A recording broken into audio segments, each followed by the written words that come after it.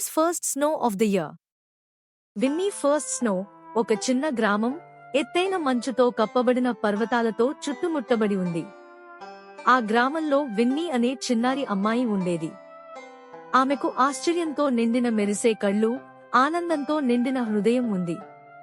కాని వాటన్నింటికంటే ఆమెకు మంచు అంటే అమితమైన ప్రేమ. ప్రతి శీతాకాలం మొదటి హిమపాతం కోసం ఆమె ఆసక్తిగా ఎదురు చూసేది.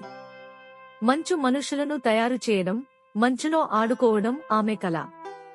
ఆమెకు అత్యంత ప్రియమైన మిత్రుడు కిట్టు, ఉల్లాసభరితమైన కుక్క. ప్రతిరోజూ విన్నీ మరియు కిట్టు గ్రామం పొలాల్లో పరిగెత్తుతూ, పక్షులను తరుముతూ, గడ్డి మీద ఒళ్ళు ఒలుచుకుంటూ, గడ్డి కుప్పల వెనుక దాగుడుమూతలాడుతూ గడిపేవారు. కాని రోజులు చల్లబడుతుండగా విన్నీ ఎప్పుడూ ఆకాశాన్ని చూస్తూ మొదటి మంచు కోసం ఎదురు చూసేది. ఒకరోజు ఉదయం విన్నీ లేచి వెంటనే కిటికీ దగ్గరకు పరుగెత్తింది. చల్లటి అద్దానికి తన చిన్న చేతులు ఒత్తుతూ ప్రపంచం అంతా తెల్లగా మారిపోయి ఉండాలని ఆశించింది. కాని ఆమె నిరాశ చెందింది. నేల పొడిగా ఉంది, చెట్లు ఇంకా ఖాళీగానే ఉన్నాయి. విన్నీ, ఓహ్ కిట్టు, మంచు ఎప్పుడు వస్తుందో? కిట్టు తన తల కోతిగా ఒరిసి ఆనందంగా మురిగింది, బహుశా ఆమెకు ఓర్పుగా ఉండమని చెప్పినట్లుగా. కాని విన్నీ ఇక సహించలేకపోయింది. ఆమె తన మృదువైన ఉన్ని కోటును ధరించి మెత్తని దుప్పటిని మెడ చుట్టూ చుట్టుకుని కిట్టును వెంట తీసుకుని బయటికి పరుగెత్తింది. మంచు కోసం ఒక చిన్న ప్రయత్నం. ఆమె గ్రామంలోని అత్యంత పెద్ద వయస్కురాలు, తెలివైన నానమ్మ దగ్గరకు వెళ్లాలని నిర్ణయించుకుంది. నానమ్మ తన ఇంటి వెనుక కుర్చీలో కూర్చొని వెచ్చటి టీను తాగుతూ ఉన్నారు.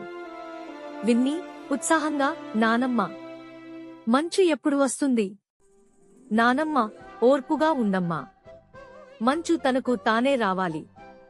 కాని నువ్వు మంచును అంతగా ఎందుకు ఇష్టపడతావో చెప్పవా? విన్నీ హర్షభరితంగా చిరునవ్వింది. విన్నీ, మంచు అద్భుతంగా ఉంటుంది. అది మొత్తం ప్రపంచాన్ని ఒక అద్భుతమైన ఆటస్థలంగా మార్చేస్తుంది. మంచు మనిషిని తయారు చేయొచ్చు, మంచుతో తుపాకీ ఆడొచ్చు, కిట్టుతో మంచులో పరిగెత్తొచ్చు. నానమ్మ తల ఊపుతూ చిరునవ్విచ్చారు.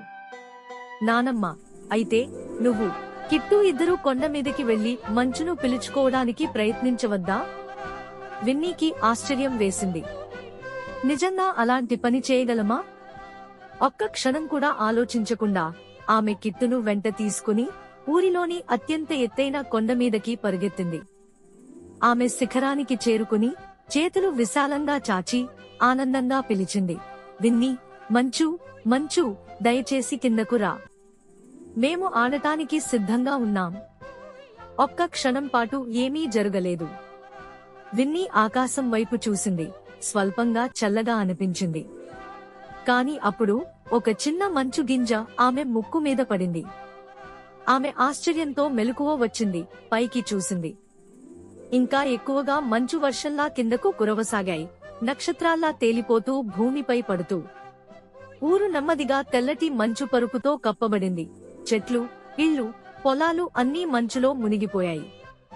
విన్నీ నవ్వుతూ, కిట్టు, ఇది పనిచేసింది, మంచు వచ్చేసింది. కిట్టు ఆనందంతో మురిగి మంచులో దూకి మెత్తటి మంచులో స్నో బాల్స్ చేసింది. విన్నీ కూడా తన చేతుల్ని ఆకాశం వైపు ఎత్తి ఆనందంతో తిప్పింది. ఆమె మంచులో పరుచుకుని స్నో ఏంజల్స్ చేస్తుంది. ఈ విధంగా విన్నీ మరియు కిట్టు ఆ రోజంతా మంచులో ఆడుతూ గడిపారు. వారి నవ్వులు శీతాకాలపు గాలిలో మారుమోగాయి. ఇది ఆమె జీవితంలో అత్యంత ఆనందకరమైన రోజుగా మిగిలిపోయింది. మీకు కూడా మంచు అంటే ఇష్టమా? కామెంట్ చేయండి.